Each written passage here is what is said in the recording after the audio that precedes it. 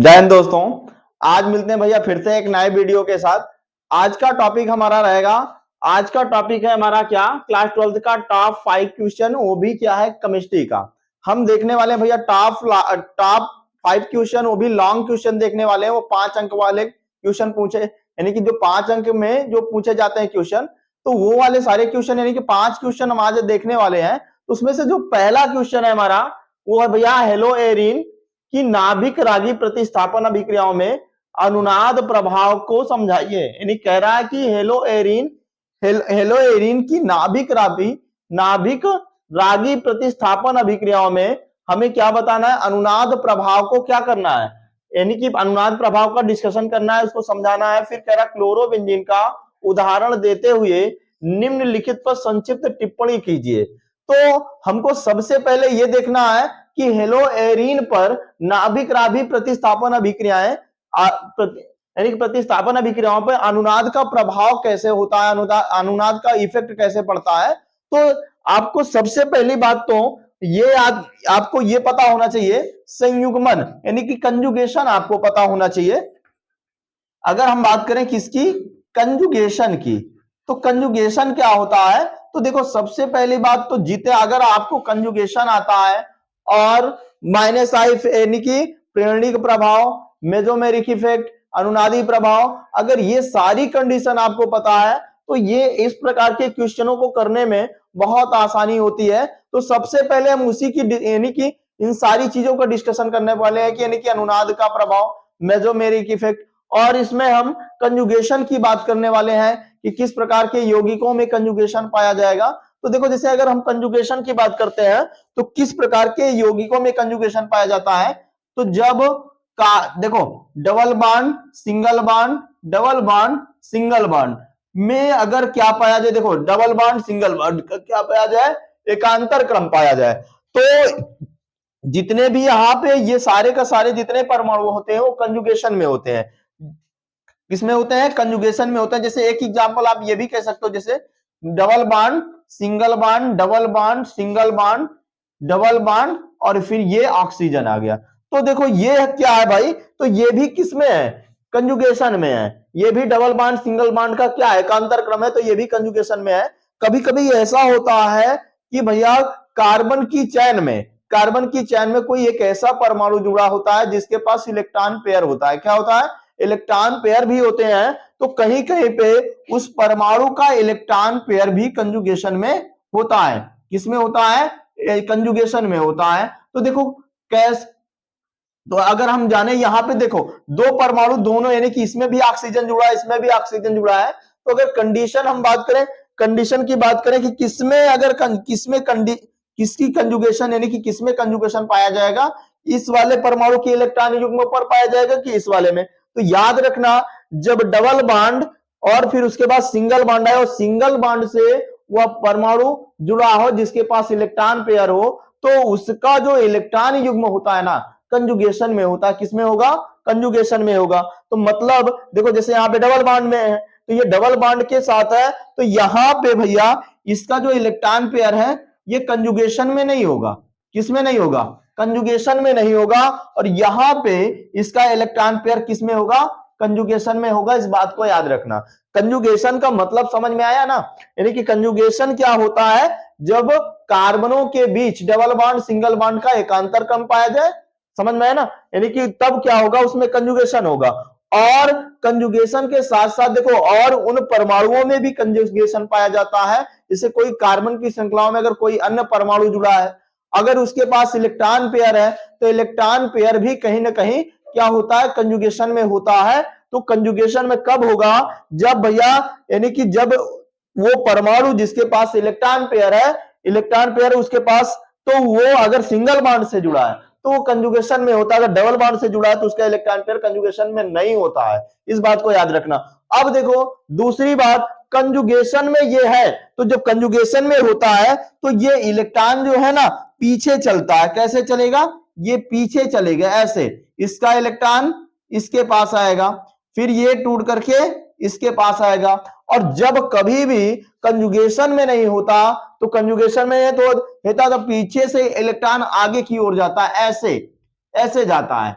यानी कि electron pair जिसके पास जिस परमाणु की ओर होता है उस ओर जाता है, और जो कंजुगेशन में होता है वहां से इलेक्ट्रॉन पेयर क्या होता है, दूर जाता है। इस बात को आप याद रखना। तो ये कंजुगेशन की कंडीशन हो गई। अब जैसे हम समझने वाले हैं इसमें क्या, हम ये देखने वाले हैं कि भैया हेलोएरिन में प्रतिस्थापन अभिक्रियाओं में अनुनाद का प्रभाव यानी क्या होता है। तो देखो ये कंजुगेशन आप याद रखना, तो आप सारी चीजें आप कर सकते हो। तो चलो देखते हैं भैया हेलोएरिन पर देखते हैं। जैसे हेलोएरिन में हम ले लेते हैं भैया सबसे पहले क्लोरोबेंजीन ले लेते हैं। क्या लेते हैं, क्लोरोबेंजीन लेते हैं। तो समझना,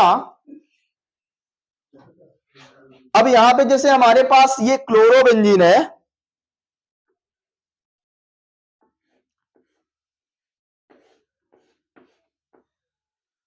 अब ये हमारे पास क्या है, क्लोरोबेंजीन है।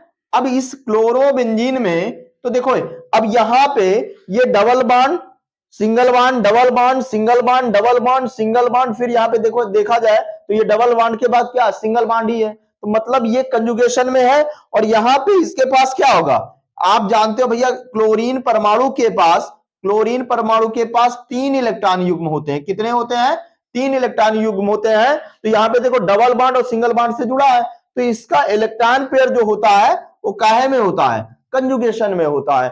अब देखो एक बात को और समझो, यहां पे जो क्लोरीन होता है ना, ये माइनस आई इफेक्ट पर यानी कि प्रदर्शित करता है। कौन, क्लोरीन माइनस आई इफेक्ट प्रदर्शित करता है। और जो माइनस आई इफेक्ट प्रदर्शित करता है भैया वो क्या होता है, इलेक्ट्रॉनों को अपनी ओर आकर्षित करता है।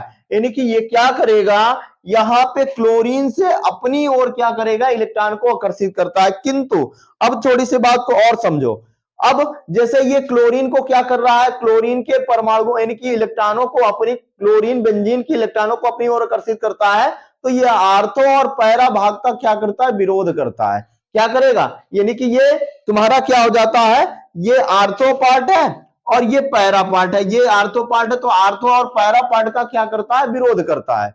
लेकिन क्या होता है, जो बेंजीन वलय है यानी कि जो बेंजीन रिंग है ना, बेंजीन रिंग में इलेक्ट्रोमेरिक इफेक्ट और अनुनादी या कह सकते हो मेजोमेरिक इफेक्ट पाए जाने के कारण ये क्या होता है, ये इलेक्ट्रॉन, क्लोरीन का जो इलेक्ट्रॉन होता है वो किधर, रिंग की ओर आने लगता है। किधर आएगा, इलेक्ट्रॉन की ओर, यानी कि इलेक्ट्रॉन जो होगा वो किधर आएगा, रिंग की ओर आने लगता है। फिर से एक बार समझ लो, यानी कि यहां पे देखो, यहां पे जो क्लोरीन है, क्लोरीन का परमाणु के पास क्या इलेक्ट्रॉन युग्म है, इलेक्ट्रॉन युग्म है। और क्लोरीन जो होता है एक माइनस आई इफेक्ट यानी कि माइनस आई इफेक्ट प्रदर्शित करता है।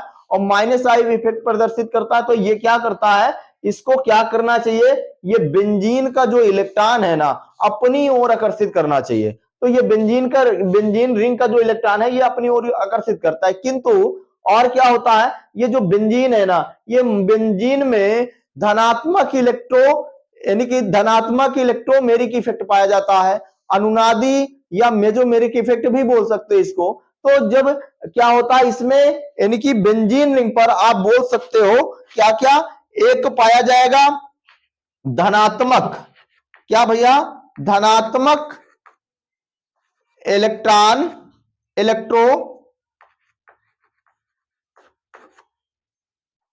इलेक्ट्रोमेरिक इफेक्ट, और एक कह सकते हो अनुनादी प्रभाव।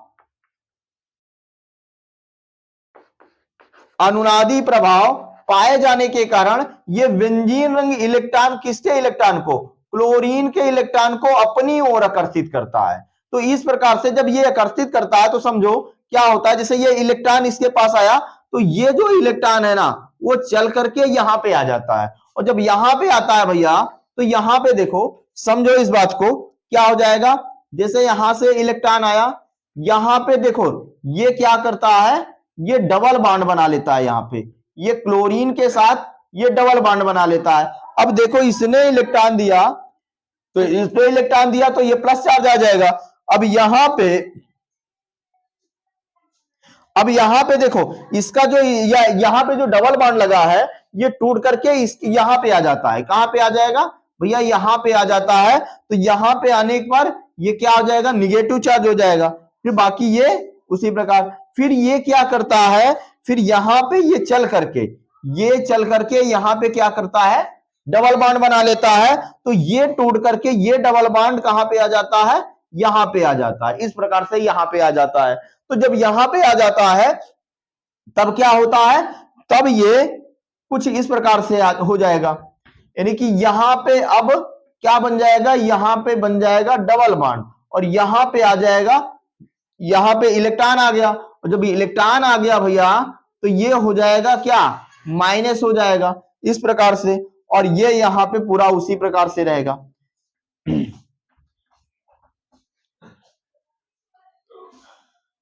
अब क्या होगा, जैसे ये इलेक्ट्रॉन फिर अब चल करके कहां पे जाएगा, यहां पे चल जाएगा और यहां पे डबल बॉन्ड बना लेगा और ये टूट करके भैया यहां पे इलेक्ट्रॉन आ जाता है।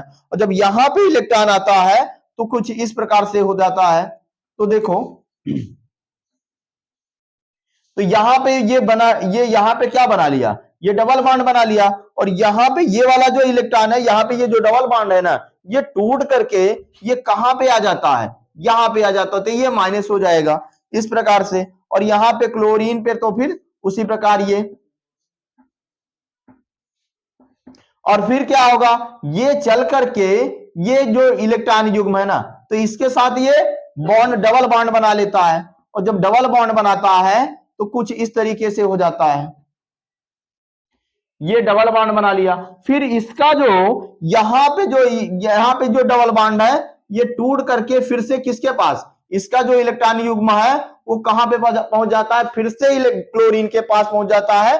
तो जब फिर से क्लोरीन के पास पहुंच जाता है भैया, तो यहां पे ये बन गया भैया क्या, फिर से देखो यहाँ पे ये इलेक्ट्रॉन पा गया, तो ये जैसे पाया तो ये पॉजिटिव इसका क्या हो जाएगा, जैसे इलेक्ट्रॉन लिया ग्रहण किया तो निगेटिव हो गया, निगेटिव हो गया, और ये पॉजिटिव चार्ज लगा तो निगेटिव पॉजिटिव खत्म कर देंगे, फिर से ये बन जाएगा। तो ये होती है भैया अनुनाद की कंडीशन होती है, किसकी, हेलो एरिन पर अनुनाद की कंडीशन होती है। अगर आप इसी के नीचे आप लिखना चाहोगे तो क्या लिखोगे, बस सिंपल सी बात है, आप ये ऐसा बोल सकते हो कि देखो बेंजीन रिंग में क्या जुड़ा होता है भैया, क्लोरीन परमाणु जुड़ा होता है। और क्लोरीन परमाणु जुड़े होने के कारण जो क्लोरीन परमाणु होता है ना, उसमें माइनस आई इफेक्ट पाया जाता है।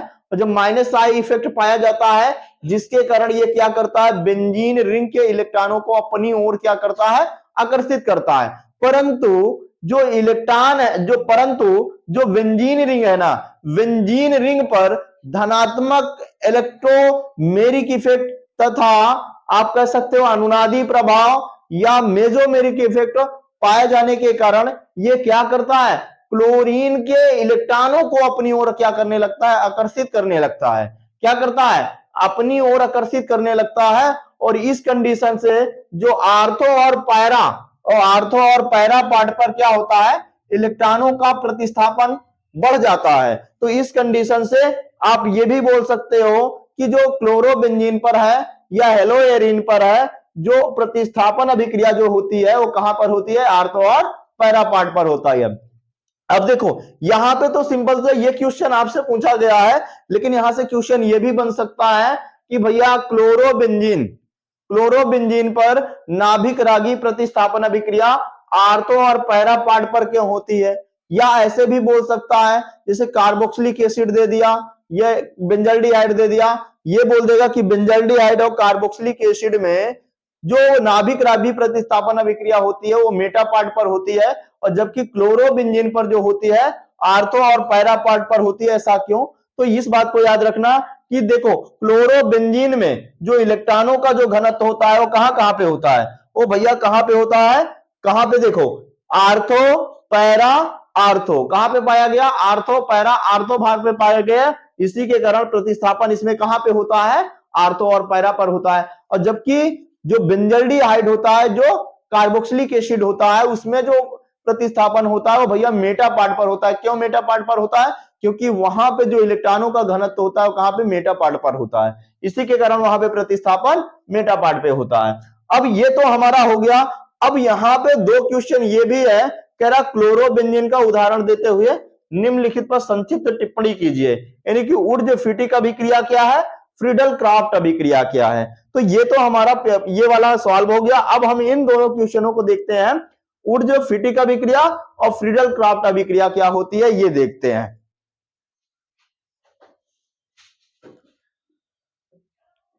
अब जैसे हम इसमें इसी में का दूसरा, जैसे पहला क्वेश्चन देखते हैं। पहला क्वेश्चन क्या कह रहा है, ऊर्ज फीटिक अभिक्रिया क्या है।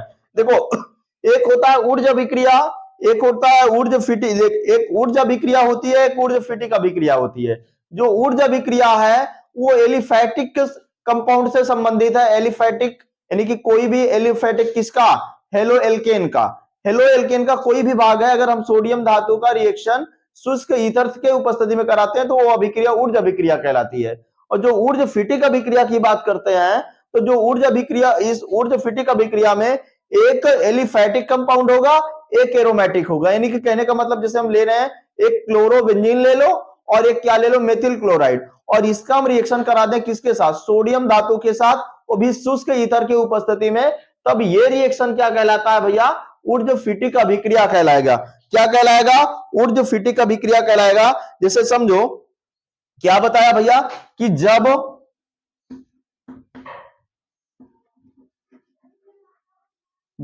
क्लोरोबेंजीन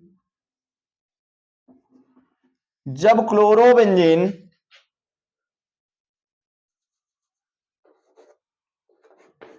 जब क्लोरोबेंजीन और मेथिल क्लोराइड की क्रिया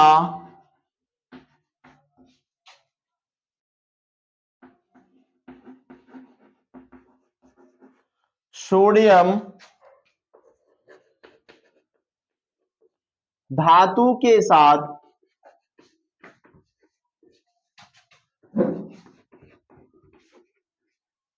शुष्क ईथर की उपस्थिति में शुष्क ईथर के उपस्थिति में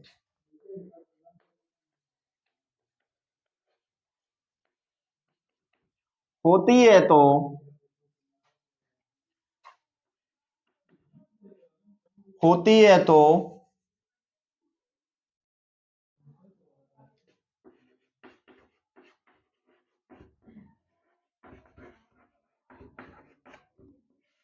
इस अभिक्रिया को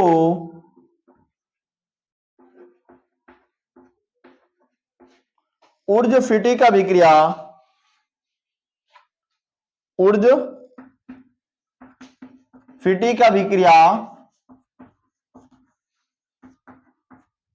कहते हैं। क्या भैया, कि ऊर्ज फीटिक अभिक्रिया क्या होती है, तो आप कह सकते हो जब क्लोरोबेंजीन और मिथिल क्लोराइड की क्रिया किसके साथ, सोडियम धातु के साथ शुष्क ईथर की उपस्थिति में होती है, तो इस अभिक्रिया को ही क्या बोला जाता है, ऊर्ज फीटिक अभिक्रिया कहते हैं। जैसे अगर हम एग्जाम्पल की बात करते हैं, तो देखो यहां पे एग्जाम्पल की बात करते हैं, तो किसकी क्रिया, क्लोरोबेंजीन की। तो क्लोरोबेंजीन का फार्मूला C6H5 क्या होता है भैया, Cl होता है। क्या होता है, C6H5Cl होता है। अब इसका रिएक्शन आप किसके साथ कराओगे, सोडियम धातु के साथ और मेथिल क्लोराइड के साथ। और ये जो रिएक्शन होगा वो किसके उपस्थिति में होता है, तो याद रखना भाई, शुष्क ईथर के उपस्थिति में होता है। शुष्क ईथर के उपस्थिति में होता है। तो होता क्या है, कैसे बनता है, तो यहां पे भैया देखो, यहां पे क्लोरीन परमाणु कितने हैं, 2। तो आपको सोडियम जो लेना पड़ेगा वो कितना लेना पड़ेगा, 2 लेना पड़ेगा। तो यहां से 2 सोडियम और 2 क्लोरीन, तो ये क्या बना लेगा, 2NaCl बन के क्या हो जाता है, अलग हो जाता है। और यहां पे क्या बन जाएगा भैया, C6H5, और ये बन गया भैया CH3। तो इसका नाम क्या होता है, तो भैया इसका नाम आप लिख सकते हो क्या, मेथिल बेंजीन। क्या लिख सकते हो, मेथिल बेंजीन। क्या होता है, मेथिल बेंजीन। और इसी को बोला जाता है भैया टॉलुइन भी कहते हैं। क्या बोलोगे, टॉलुइन भी कहते हैं। तो ये होता है मेथिल बेंजीन या टॉलुइन। तो आप इस रिएक्शन को देखकर भी आप क्या कह सकते हो, परिभाषित कर सकते हो, बोल सकते हो कि जब क्लोरोबेंजीन और मेथिल क्लोराइड की क्रिया सोडियम धातु के साथ शुष्क ईथर की उपस्थिति में कराई जाती है तो क्या प्राप्त होता है, मेथिल बेंजीन या टॉलुइन प्राप्त होता है। तो इस अभिक्रिया को ही क्या बोला जाता है भैया, ऊर्ध्वफिटिक अभिक्रिया कहते हैं। क्या बोलोगे? ऊर्ध्वफिटिक अभिक्रिया कहते हैं। ये हमारा हो गया भैया पहला। अब इसी में हमको देखना है क्या फ्रीडल क्राफ्ट अभिक्रिया क्या होती है। अब जैसे हम फ्रीडल क्राफ्ट अभिक्रिया की बात करते हैं तो देखो दूसरा नंबर हम देखते हैं फ्रीडल क्राफ्ट अभिक्रिया। तो अब देखते हैं भैया फ्रीडल क्राफ्ट अभिक्रिया, यानी कि हमारा ये दूसरा रहेगा फ्रीडल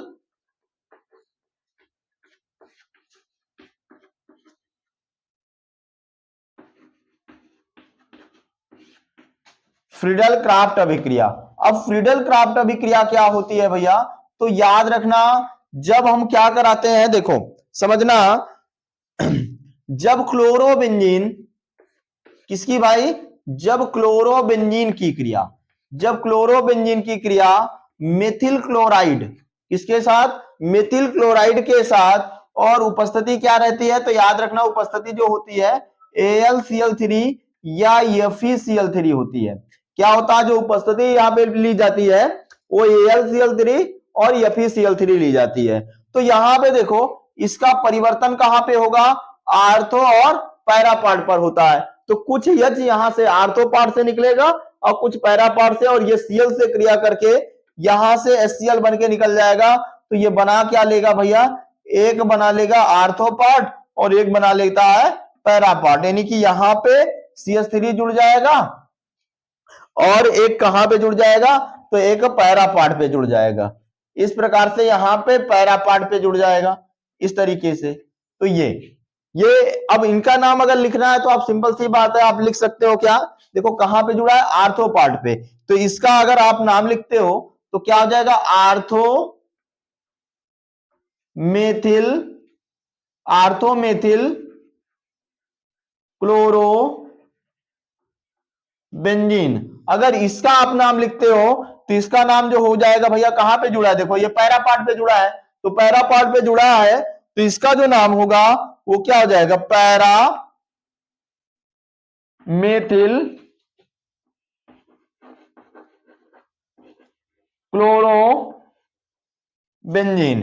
तो ये है भैया फ्रीडल क्राफ्ट अभिक्रिया। अब देखो बहुत इंपॉर्टेंट है ये जो, यानी कि ये क्वेश्चन जो है आप देख सकते हो भैया 2023 में भी पूछा गया, 2024 में भी पूछा गया, 2025 में भी पूछा गया है। और ऐसे क्वेश्चन आपको देखने को एग्जाम में मिल जाते हैं, और इस बात को याद रखना, पढ़ लेना भैया। अब जैसे हमारा दूसरा क्वेश्चन है भैया, दूसरा क्वेश्चन ये है, कह रहा है कि क्या होता है जब, पहला नंबर कह रहा है सिल्वर प्रोपनोएड से, और दूसरा है क्लोरोबेंजीन की शुष्क ईथर की उपस्थिति में मैग्नीशियम अभिक्रिया से होती है, और मेथिल ब्रोमाइड की अभिक्रिया कैल्शियम के साथ होती है। अगला जो क्वेश्चन है भैया इसमें, और एथिल ब्रोमाइड को सोडियम एथाऑक्साइड के साथ गर्म करते हैं। अगला जो क्वेश्चन है इसमें, एथिल ब्रोमाइड सिल्वर एसीटेट के साथ गर्म करते हैं तो क्या प्राप्त होता है? आप स्क्रीन पे आप देख सकते हैं कि पहला देखो ये हमारा आज का दूसरा क्वेश्चन रहेगा। तो दूसरा जो क्वेश्चन कहता क्या है आप देखिए स्क्रीन पे, क्या कह रहा? कह रहा सिल्वर प्रोपनोएट की क्रिया ब्रोमीन और कार्बन टेट्राक्लोराइड से होती है तो क्या प्राप्त होता है? तो देखो सिल्वर प्रोपनोएट, अगर हम सिल्वर प्रोपनोएट के फार्मूले की बात करते हैं भैया, तो इसमें जो फर्स्ट नंबर इस क्वेश्चन का, यानी कि दूसरे का फर्स्ट क्वेश्चन जो है वो क्या कह रहा है? सिल्वर प्रोपनोएट। तो इसका जो फार्मूला होता है C2H5COO और इसका जो रिएक्शन करा रहा है भैया Br2 प्लस, किससे? Br2, और वो भी कार्बन टेट्राक्लोराइड के उपस्थिति में करा रहा है। किससे भैया? कार्बन टेट्राक्लोराइड के उपस्थिति में करा रहा है। तो देखो एक सिंपल सी बात है, और जब कार्बन टेट्राक्लोराइड की उपस्थिति में कराता है तो देखो यहाँ पे क्या होगा, ये देखा जाए तो कैसी अभिक्रिया है? ऊर्ज यानी कि हुन से डीकर अभिक्रिया है, और हुन से डीकर अभिक्रिया में क्या होता है? तो भैया क्या होगा, यहाँ पे जब हम कार्बन टेट्राक्लोराइड की उपस्थिति में ब्रोमीन के साथ रिएक्शन कराते हैं तो यहां से क्या होता है? कार्बन डाइऑक्साइड गैस क्या हो जाती है? निकल जाती है। जिससे यहां से कार्बन डाइऑक्साइड गैस क्या हो गई? निकल गई। तो एक Ag जो है इस Br से रिएक्शन कर लेता है, तो भैया ये बना लेता है क्या? AgBr बना लेगा। फिर उसके बाद यहां पे बचा क्या, C2H5, क्या बचा है, C2H5, और यहां से क्या बचा है, एक Br, तो ये बना लेगा भैया C2H5Br। तो इसको बोला जाएगा क्या भाई, इसको बोलते हैं क्या, ब्रोमो एथेन बोलते हैं। क्या बोलोगे, ब्रोमो एथेन, क्या बनेगा, तो ब्रोमो एथेन। तो इसे क्या है, इसका नाम क्या होगा, ये इसको बोला जाएगा सिल्वर प्रोपनोएट। क्या बोलोगे, सिल्वर प्रोपनोएट।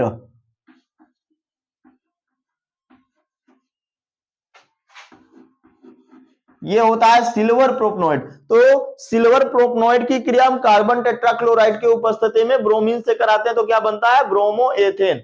अब इसी में दूसरा क्वेश्चन क्या कह रहा है, आप देखो क्या कह रहा है, दूसरा जो क्वेश्चन कह रहा है कि भैया ब्रोमोबेंजीन की शुष्क ईथर की उपस्थिति मैग्नीशियम धातु से होती है तो क्या प्राप्त होता है।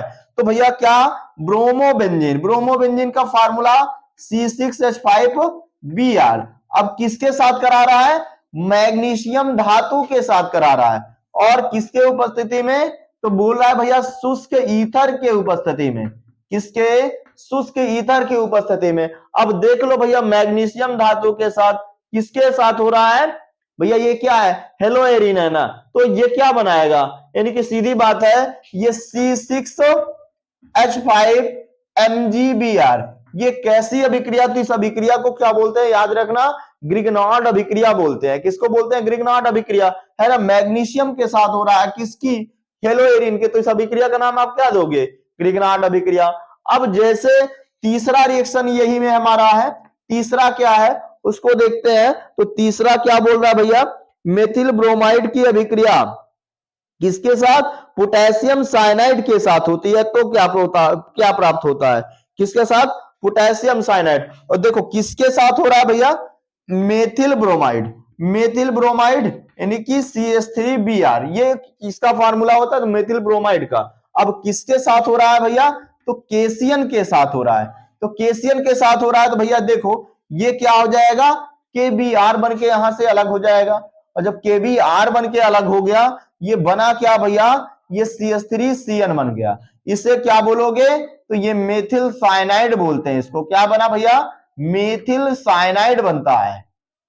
क्या बनता है, मेथिल साइनाइड, यानी कि जब मेथिल ब्रोमाइड की क्रिया पोटेशियम साइनाइड के साथ होती है तो क्या बनता है, मेथिल साइनाइड बनता है। अब उसके बाद जैसे अगर हम चौथे क्वेश्चन की बात करते हैं, तो चौथा क्या कह रहा है, एथिल ब्रोमाइड को सोडियम एथाऑक्साइड के साथ गर्म करते हैं तो क्या प्राप्त होता है। अब जैसे हम बात करें एथिल ब्रोमाइड का फार्मूला, तो एथिल ब्रोमाइड का जो फार्मूला होता है भैया वो क्या होता है, C2H5Br, क्या होता है, C2H5Br, और इसका रिएक्शन किससे के साथ करा रहा है, सोडियम एथाऑक्साइड के साथ, सोडियम एथाऑक्साइड NaOC2H5, ये भी बोल सकते हो, या C2H5 को पहले आप लिख लो C2H5O, ये नहीं लिख सकते हो, ऐसा भी लिख सकते हो आप। तो यहां से क्या होगा, जो Br है इस सोडियम के साथ रिएक्शन कर जाएगा, और जब सोडियम के साथ रिएक्शन कर जाएगा तो ये यहां से बन के निकल जाएगा NaBr बन जाएगा, और बाकी क्या बन जाएगा भैया, ये बन जाएगा C2H5O और C2H5, यानी कि यहां से ये C2H5O बचा था और यहाँ पे C2H5, तो ये बन गया C2H5 C2H5O C2H5। तो इसको आप क्या बोलोगे, तो ये ध्यान रखना, इसको बोला जाएगा, देखो एक के साथ आप ऑक्सीजन ले लो, और जब एक जिसके साथ आप ऑक्सीजन लोगे उसके साथ OXY जोड़ते हैं, तो इसका जैसे इसका नाम क्या हो जाएगा, OXY जोड़ दो तो भैया क्या हो जाएगा, एथॉक्सी, क्या हो जाएगा, एथॉक्सी इसका हो जाएगा, और इसका जो नाम होगा ये हो जाएगा भैया एथेन। तो इसका बोल सकते हो आप एथॉक्सी एथेन, या भैया बोल सकते हो डाई एथिल ईथर बोलते हैं, क्या बोलते हैं, डाई एथिल ईथर भी कहते हैं। तो याद रखना, जब एथिल ब्रोमाइड की क्रिया हम सोडियम एथॉक्साइड के साथ, यानी किसके साथ, सोडियम एथॉक्साइड के साथ कराते हैं तो क्या बनता है, एथॉक्सी एथेन। अब इसी में जैसे हम पांचवा क्वेश्चन देखते हैं, पांचवा क्वेश्चन क्या कह रहा है कि जब हम एथिल ब्रोमाइड की क्रिया किसके साथ, सिल्वर एसीटेट के साथ कराते हैं, किसके साथ, सिल्वर एसीटेट के साथ कराते हैं तो क्या प्राप्त होता है। तो समझो भाई किसकी, चौथा जो रिएक्शन है हमारा, पांचवा है, पांचवा जो रिएक्शन है उस किस यानी कि किसके साथ करा रहा है, एथिल ब्रोमाइड के साथ करा रहा है, C2H5Br के साथ करा रहा है, वो भी किसके साथ, सिल्वर एसीटेट के साथ, सिल्वर एसीटेट के साथ। तो सिंपल सी बात है, यहां पे ये जो Br है ये किससे करता है, AgBr से, और जब AgBr से रिएक्शन कर जाएगा तो यहां पे देखो बचा क्या है, ये बचा है भैया C3COO, और इधर क्या बचा है, C2H5, क्या बचा, C2H5। तो इसका नाम क्या हो जाएगा, तो देखो इसको बोलोगे एथिल और इतने को बोलोगे एसीटेट, तो इसका नाम जो हो जाएगा एथिल एसीटेट हो जाएगा। क्या हो जाएगा, एथिल एसीटेट। तो ये बात को याद रखना कि अगर हम एथिल ब्रोमाइड की क्रिया सिल्वर एसीटेट के साथ कराते हैं तो क्या बनता है भैया, एथिल एसीटेट बनता है। और ये आज का हमारा दूसरा टॉप क्वेश्चन है, और देखो एग्जाम में पूछा गया है, इस बात को याद रखना। अब जैसे हम तीसरा क्वेश्चन देखते हैं, अब जैसे हमारा तीसरा क्वेश्चन है, आप स्क्रीन पे देखिए, तीसरा जो क्वेश्चन है भैया, सैंडमायर अभिक्रिया द्वारा क्लोरोबेंजीन बनाने का समीकरण लिखिए। यानी कि कह रहा है कि सैंडमायर अभिक्रिया द्वारा आपको क्या करना है, क्लोरोबेंजीन बनाने का समीकरण लिखना है। तो देखो समझना भैया, जैसे अगर आपको बात करना है सैंडमायर, देखो सैंडमायर अभिक्रिया, गाटर-मैनन अभिक्रिया, ये किससे संबंधित है, तो ये बेंजीन डाइएजोनियम क्लोराइड से संबंधित अभिक्रिया है। तो बेंजीन डाइएजोनियम क्लोराइड का जो फार्मूला होता है ये होता है भाई, ये होता है बेंजीन डाइएजोनियम क्लोराइड, ये होता है। आप इसका अगर फार्मूले की बात करते हैं तो C6H5N2Cl होता है। अब जब हम बेंजीन डाइएजोनियम क्लोराइड की क्रिया किसके साथ, यानी कि बेंजीन डाइएजोनियम क्लोराइड को जब हम क्या करते हैं, कॉपर, यानी कि किसके साथ भैया, कॉपर क्लोराइड और HCl की उपस्थिति में जब ये रिएक्शन कराया जाता है तो यहां से क्या होता है, ये N2 क्या हो जाता है, यहां से निकल जाता है, और क्या बन जाता है भैया, तो यहां से बन जाता है ये क्लोरोबेंजीन बन जाता है। क्या बन जाता है, क्लोरोबेंजीन बन जाता है, ये बन गया भैया क्लोरोबेंजीन। तो इस बात को याद रखना, अगर हमको ये, और यानी कि जब हम सैंडमायर अभिक्रिया की बात करेगा तो सैंडमायर अभिक्रिया या गाटर-मैनन अभिक्रिया, ये दोनों अभिक्रियाएं सेम टू सेम होती हैं, बस थोड़ा सा उपस्थिति अलग होती है। जैसे यहाँ पे CuCl है तो वहां पे Cu यूज होता है, बस हो गया। बाकी वो भी क्या है, जब जब यहां से आप CuCl यूज करोगे तो ये क्या बन जाती है, सैंडमायर अभिक्रिया। और जब गाटर-मैनन अभिक्रिया की बात होती है तो वहां पे Cu खाली उपस्थिति, बाकी HCl वही रहता है, और बनता यही है क्लोरोबेंजीन। अब इसी में देखो आगे, अब ये कह रहा है कि भैया आगे इसी में कह रहा है कि रासायनिक समीकरण देते हुए स्पष्ट कीजिए कि क्लोरोबेंजीन से निम्नलिखित यौगिकों को आप कैसे बनाएंगे।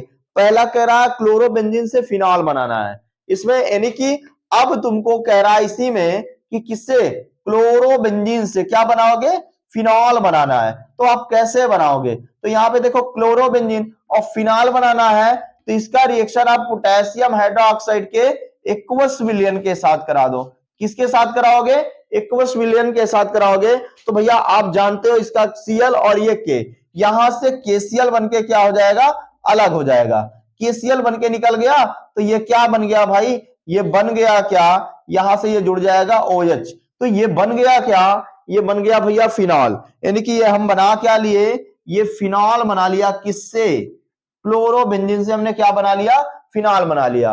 अब इसी में जो अगला क्या है, हमको टॉलुइन बनाना है, यानी कि क्लोरोबेंजीन से ही हमको क्या बनाना है, टॉलुइन बनाना है। तो टॉलुइन बनाने के लिए आप क्लोरोबेंजीन से क्या करना पड़ेगा, आपको ऊर्जा अभिक्रिया, ऊर्जा फिटिक अभिक्रिया करना पड़ेगा। क्या करोगे, ऊर्जा फिटिक अभिक्रिया। जैसे अभी आपको इसके पहले हमने उस क्वेश्चन में बताया है, तो देखो कैसे बनाओगे, देख लो, सिंपल सी बात है। यानी कि C6H5Cl और ये सोडियम, और प्लस इसके साथ क्या लोगे आप, मेथिल क्लोराइड लेना है, मेथिल क्लोराइड लेना है, और यहां पे शुष्क ईथर की उपस्थिति में रिएक्शन करा देना है। क्या कराओगे, शुष्क ईथर की उपस्थिति में आपको रिएक्शन करा देना है। तो सिंपल सी बात है, यहां पे आपको लेना पड़ेगा सोडियम 2। तो यहाँ पे दोनों देखो, इस सोडियम के साथ ये दोनों क्लोरीन क्या होता है, ऐड होकर के निकल जाता है, और ये बना लेता है 2NaCl बना लेता है। और बाकी बचा क्या, यहाँ पे बचा C6H5CH3 बचा है, तो ये बना लिया भैया क्या, C6H5CH3। आप इसी को ऐसा रिंग के हिसाब से लिख सकते हो, ऐसा ये बना लिया भैया टॉलुइन, तो इसी को क्या बोलते हैं, इसी को टॉलुइन बोलते हैं। ठीक है, अब आपको इसमें जो तीसरा टॉपिक बोल रहा है, कह रहा है डाइफेनिल क्या बनाना है, डाइफेनिल बनाना है। अब जैसे डाइफेनिल बनाना है तो तुमको क्या करना पड़ेगा, आपको ऊर्जा अभिक्रिया करना पड़ेगा। इसका क्या कराओगे, ऊर्जा अभिक्रिया कराओगे, तो सिंपल सी बात है, देखो C6H5Cl, आप इसका सोडियम से रिएक्शन करा दो और ये होगा भैया वही शुष्क ईथर के उपस्थिति में होगा। और जब शुष्क ईथर की उपस्थिति में होगा तो आपको करना क्या पड़ेगा, यहां पे 2 सोडियम लेना पड़ेगा। जब 2 सोडियम लोगे तो इसमें 2 लेना पड़ेगा, तब ये 2 सोडियम जो है इस दोनों क्लोरीन के साथ क्रिया करके ये बना लेता है क्या, 2NaCl बना लेता है। और बाकी क्या बच गया, C6H5 बचा है, क्या बचा इधर C6H5 और एक और बचा है तो C6H5, तो ये बन गया क्या भैया, इसी को बोलते हैं डाइफेनिल बोलते हैं। क्या बोलोगे, डाइफेनिल। और बाकी आप इसी को आप दिखाना चाहते हो तो ऐसे भी दिखाया जा सकता है इसको।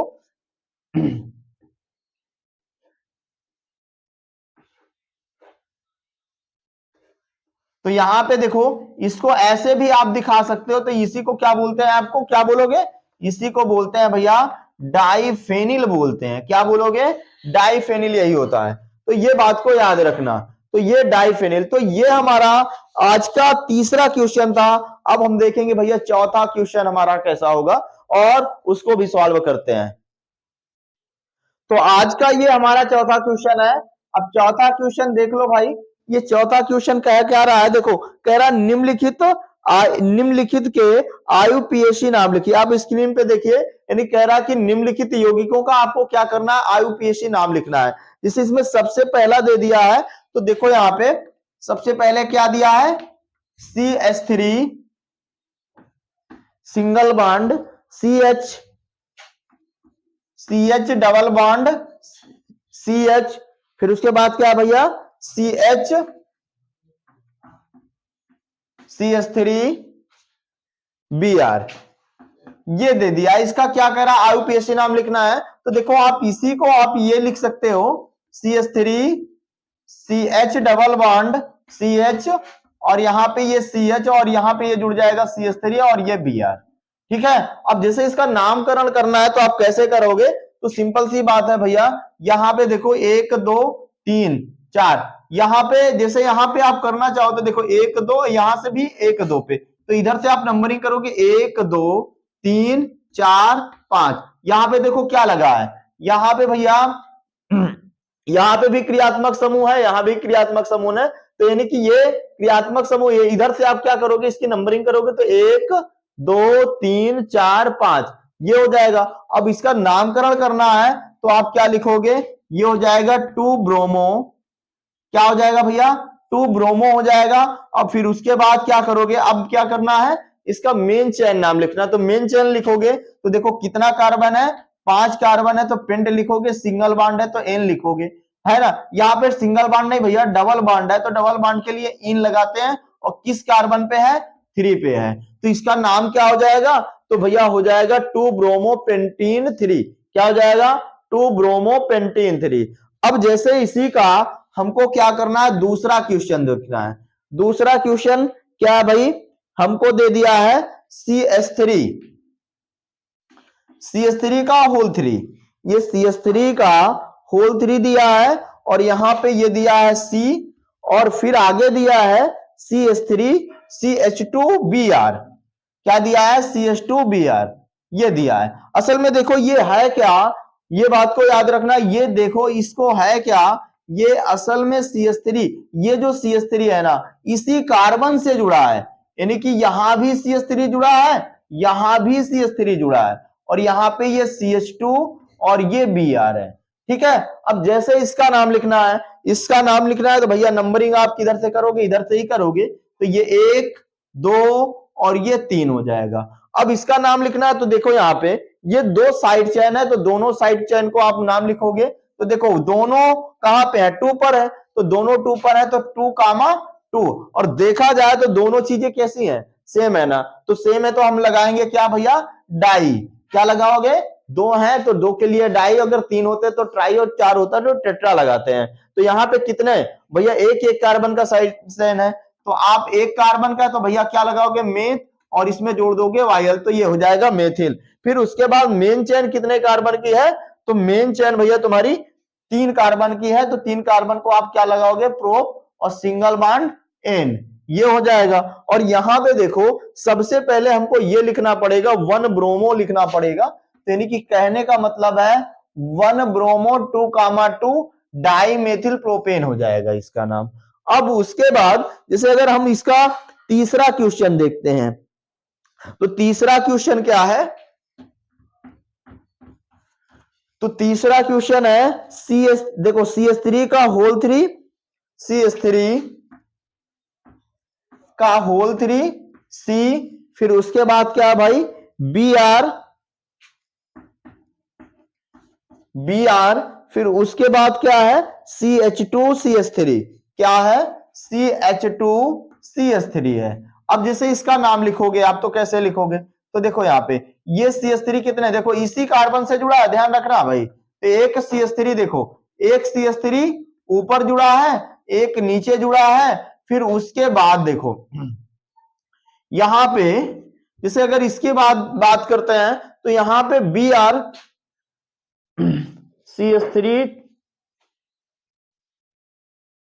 यहां पे देखिए अगर अहम बात देखा जाए तो यहां पे इस कार्बन की बैलेंसी कितनी हो रही है, इस कार्बन की बैलेंसी अगर देखा जाए तो 4 होनी चाहिए, तो अगर देखा जाए तो 2 अगर हम जोड़ दिए तो एक Br कहां से जुड़ पाएगा, ये थोड़ा सा मिस्टेक है। यहाँ पे मिस्टेक क्यों है, क्योंकि अगर देखा जाए तो इस कार्बन, देखो कार्बन की यहाँ पे बैलेंसी अगर हम 3 लेके चलते हैं, तो पहली बात तो एक तो ये जुड़ा है, एक ये हो गया, ये एक हो गया, अब एक बैलेंसी के साथ Br भी जुड़ना चाहिए ना, इसलिए ये मिस्टेक है। तो इसलिए इसको आप ऐसा करो, यहाँ पे 2 लगा लो आप, यानी कि CS3 का होल ट्वाइस कर लो, ये हो जाएगा। तो यहाँ पे एक जगह पे Br जुड़ा होगा, एक जगह पे Br जुड़ा है, और बाकी CH2 ये CH3 है, इस बात को याद रखना, ठीक है। इसको थोड़ा सा बना लेना अपना, बाकी अब नंबरिंग करोगे तो 1 2 3 4 इधर से नंबरिंग होगी, क्योंकि इधर से Br पास में पड़ रहा है इसलिए नंबरिंग इधर से हुई। अब इसका जैसे नामकरण करोगे तो देखो एक साइड चेन है, और एक यहाँ पे देखो, इसका भी हमको क्या लिखना पड़ता है, प्रीफिक्स नेम ही लिखना पड़ता है, तो प्रीफिक्स नेम हमेशा मेन चेन के पहले ही लिखा जाता है, तो इसको आप सबसे पहले Br का लिखोगे तो क्या हो जाएगा 2 ब्रोमो, क्या हो जाएगा 2 ब्रोमो, और ये हो जाएगा 2 मेथिल, क्या हो जाएगा 2 मेथिल। फिर उसके बाद कितने कार्बन की चैन है, 4 कार्बन की चैन है, तो 4 कार्बन की चैन है तो भैया ब्यू सिंगल बॉन्ड है तो एन, तो ये हो जाएगा 2 ब्रोमो 2 मेथिल ब्यूटेन हो जाएगा। अब जैसे अगला क्वेश्चन देखते हैं, अगला क्वेश्चन जो हमारा होगा वो हमारा चौथा क्वेश्चन है, चौथा क्वेश्चन है भैया CH3 का होल थ्राइस जो CCl है, यानी कि जो चौथा क्वेश्चन है इस क्वेश्चन का वो क्या है, CH3 का होल थ्राइस CCl है। अगर इसको आप लिखना चाहो तो ये लिख सकते हो CH3, और यहां पे देखो अब इस कार्बन के साथ देखो कितने 2 CH3 और जुड़े हैं, एक को ऊपर जुड़ा है, एक नीचे जुड़ा है, और इधर साइड में क्या जुड़ा है, Cl जुड़ा है। अब जैसे इसका नामकरण करना है तो आप क्या करोगे, नंबरिंग चाहे इधर से कर लो और चाहे इधर से कर लो, तो ये 1 हो जाएगा, ये 2 हो जाएगा, और ये 3 हो जाएगा। अब जैसे इसका नाम लिखोगे तो भैया ये सिंपल सी बात है, इसका नाम जो हो जाएगा देखो यहाँ पे 2 क्लोरो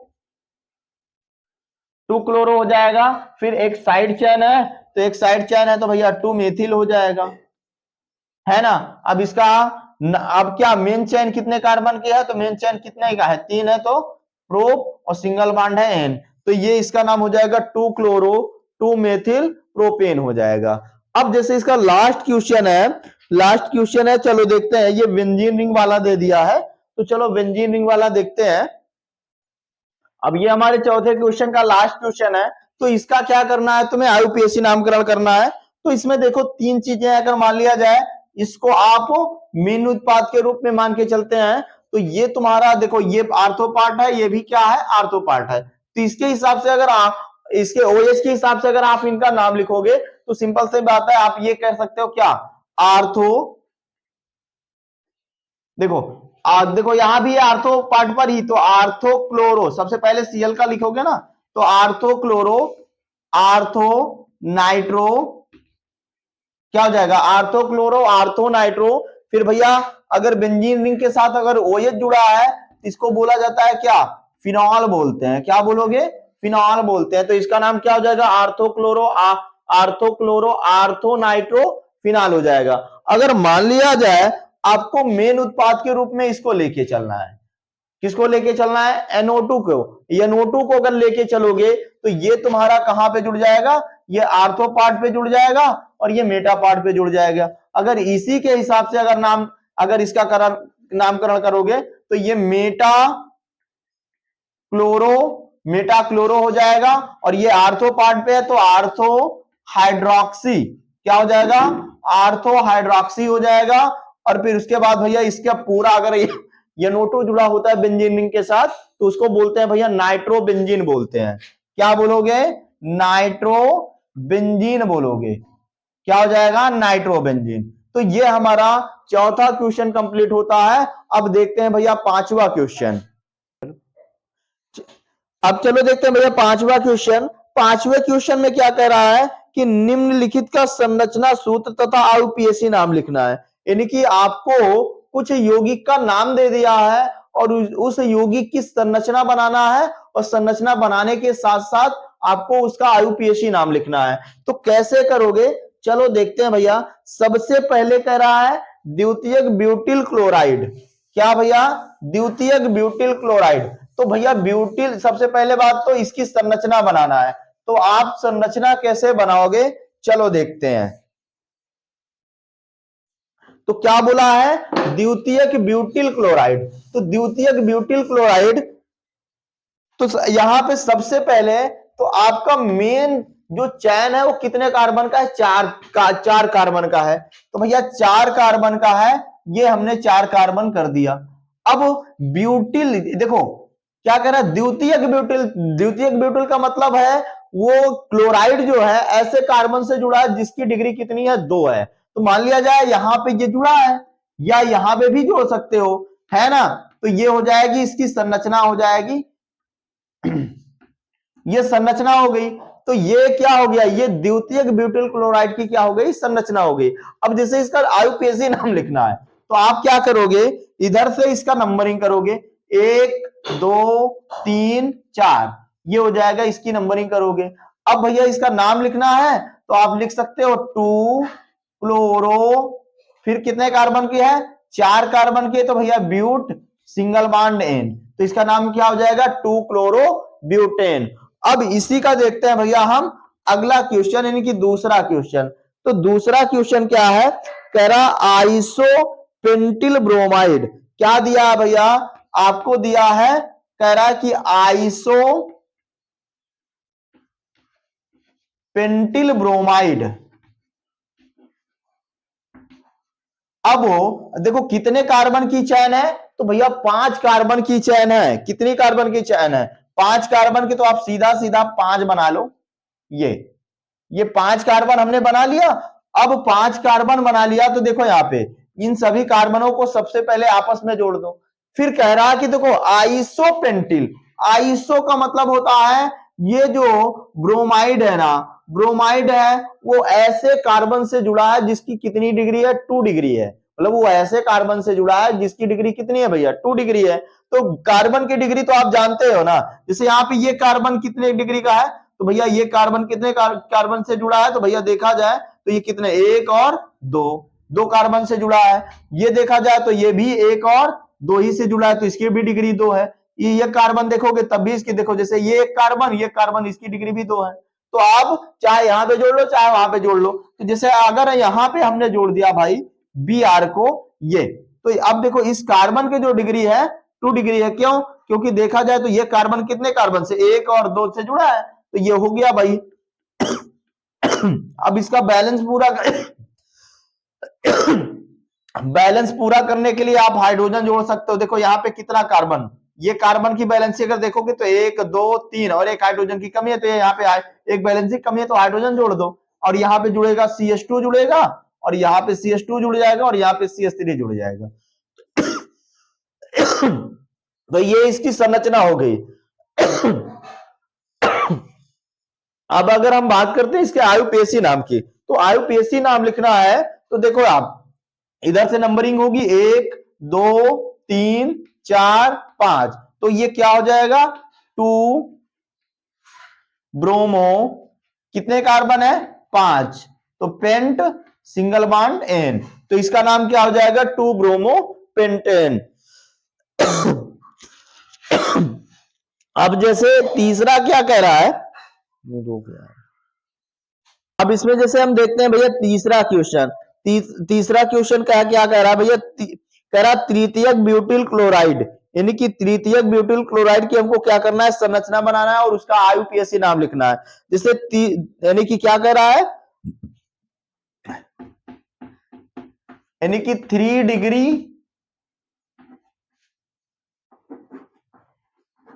3 डिग्री ब्यूटिल क्लोराइड बोल रहा है, 3 डिग्री ब्यूटिल क्लोराइड।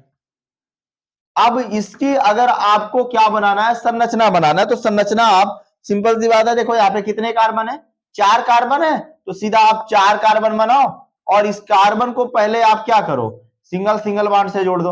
अब यहाँ पे क्या कह रहा है, तो देखो कह रहा है कि आपको 3 डिग्री ब्यूटिल क्लोराइड बनाना है, यानी कि 3 ब्यूटिल क्लोराइड बनाना है, तो भैया देखो हमको ऐसा कार्बन लेना है उस कार्बन से कितने कार्बन जुड़े हो, कम से कम 2 कार्बन जुड़े हो भाई। तो देखो यहाँ पे जैसे ये कार्बन है हमारे पास, ये एक कार्बन इससे जुड़ा है, एक कार्बन इससे जुड़ा है, एक कार्बन इससे जुड़ा है, तो देख लो इस कार्बन से कितने कार्बन जुड़े हैं, 3 कार्बन जुड़े हैं, और इस कार्बन से भैया ये क्लोरीन जुड़ा है, तो अब इस कार्बन की डिग्री कितनी है, 3 डिग्री है।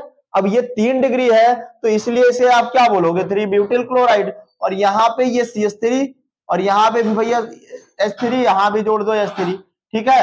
अब जैसे इसका आयुपेशी नाम लिखना है, तो आयुपेशी नाम कैसे लिखोगे, तो ये 1 हो जाएगा, ये 2 हो जाएगा, और ये 3 हो जाएगा, ठीक है। अगर इसका नाम लिखना है तो क्या हो जाएगा 2 क्लोरो, क्या हो जाएगा 2 क्लोरो, फिर उसके बाद भैया 2 मेथिल, क्या हो जाएगा 2 मेथिल, फिर इसके बाद कितने कार्बन की चैन है, देखा जाए तो 3 कार्बन की चैन है, और 3 कार्बन की चैन है तो भाई इसका क्या हो जाएगा प्रोपेन, क्या हो जाएगा प्रोपेन, ये हो जाएगा, इसका नाम क्या हो जाएगा, तो भैया ये 3 यानी कि इसका आयुपीएसी नाम 3 डिग्री ब्यूटिल क्लोराइड का, तो भैया 2 क्लोरो 2 मेथिल प्रोपेन हो जाएगा। अब जैसे अगर हम इस क्वेश्चन के चौथे क्वेश्चन की बात करते हैं, तो चौथा क्वेश्चन क्या कहता है, चौथा कह रहा है आइसोब्यूटिल क्लोराइड, क्या बनाना है भैया आइसोब्यूटिल क्लोराइड, आइसोब्यूटिल क्लोराइड बनाना है, तो भैया यानी कि ऐसा कार्बन जिससे क्लोरीन जुड़ा है वो कितना होना चाहिए 2 डिग्री वाला होना चाहिए। अब ये 2 डिग्री वाला होना चाहिए तो आप कैसे बनाओगे, देखो ये CH3, यहां पे अगर मान लिया जाए हमने Cl जोड़ दिया, ठीक है, Cl जोड़ दिया, और यहां पे हम क्या कर दिए, ये CH2 जोड़ दिया और ये CH3 जोड़ दिया।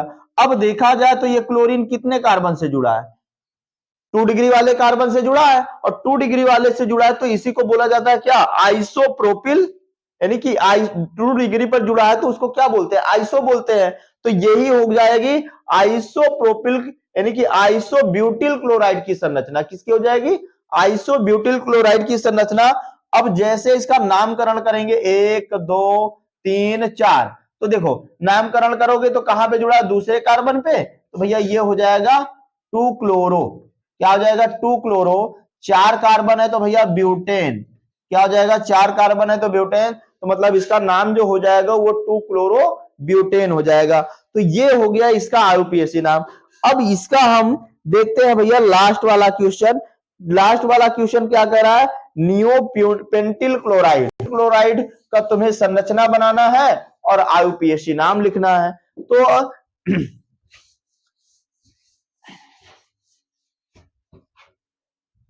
तो नियोपेंटिल क्लोराइड देखो यहां पे क्या बोला है? Neo pentyl chloride. अब नियो शब्द समझ लो पहले। तो देखो, जो तुम्हारा फंक्शन ग्रुप है वो ऐसे कार्बन से जुड़ा है जिसकी कार्बन की डिग्री क्या है भैया? 1 है। जिसकी कार्बन की डिग्री 1 है, लेकिन वो कार्बन ऐसे कार्बन से जुड़ा है जिसकी डिग्री क्या होनी चाहिए? 4 डिग्री होनी चाहिए। तो वहां पे हम क्या लगाते हैं? नियो शब्द लगाते हैं। क्या लगाओगे? नियो शब्द। यानी कि नियो शब्द का यूज हम कहां पे करते हैं? तो जब कोई फंक्शन ग्रुप ऐसे कार्बन से जुड़ा हो जिसकी डिग्री क्या हो? 1 हो, और वो कार्बन ऐसे कार्बन से जुड़ा हो जिसकी डिग्री 4 हो, तो वहां पे हम नियो शब्द लगाते हैं। जैसे समझो, अब ये हमारे पास ये कार्बन है, ठीक है, ये कार्बन है और ये Cl है। अब ये मान लिया जाए इसकी डिग्री 1 है, और ये ऐसे कार्बन से जुड़ा है जिसकी डिग्री कितनी है भैया? 4। अब 4 डिग्री है तो मतलब इससे 4 कार्बन जुड़ा होना चाहिए, है ना? तो ये 4 कार्बन यहां पे जैसे हमने जोड़ दिया तो इसकी डिग्री क्या हो जाएगी? 4 डिग्री हो जाएगी। तो यहां पे ये हो जाएगी, इसकी संरचना हो जाएगी भाई। तो ये हो जाएगी इसकी संरचना। अब जैसे हमको क्या करना है, इसका आईयूपीएसी नाम लिखना है, और आईयूपीएसी नाम लिखोगे तो ये तुम्हारा फर्स्ट कार्बन, ये सेकंड हो जाएगा, और ये क्या हो जाएगा? थर्ड हो जाएगा। अब इसका नाम लिखना है तो सबसे पहले आप क्या लिखोगे? 1 क्लोरो, क्या भैया? 1 क्लोरो, फिर 2 पे जुड़ा है तो 2, देखो दोनों चीजें सेम है, तो 2, डाई मेथिल, क्या भैया? Dimethyl. फिर कितने कार्बन की चेन है? तो 3 कार्बन की है तो प्रोप, सिंगल बॉन्ड है तो एन। तो ये हो जाएगा इसका नाम, यानी कि 1 क्लोरो 2, डाई मेथिल प्रोपेन। अब ये हमारा आज का जो टॉप 5 क्वेश्चन है वो खत्म होता है। और इसी प्रकार हम, ये हमारा अगर ये देखा, ये जो हमारा होगा ये टॉप 5 का पांचवा, यानी कि टॉप 5 का पार्ट 1 होगा।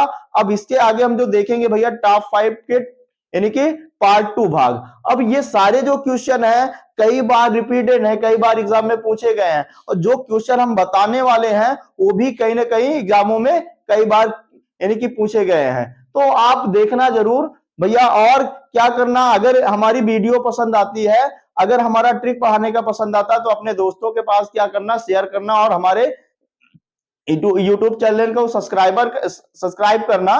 और चलते हैं, बस आज के लिए बस इतना ही।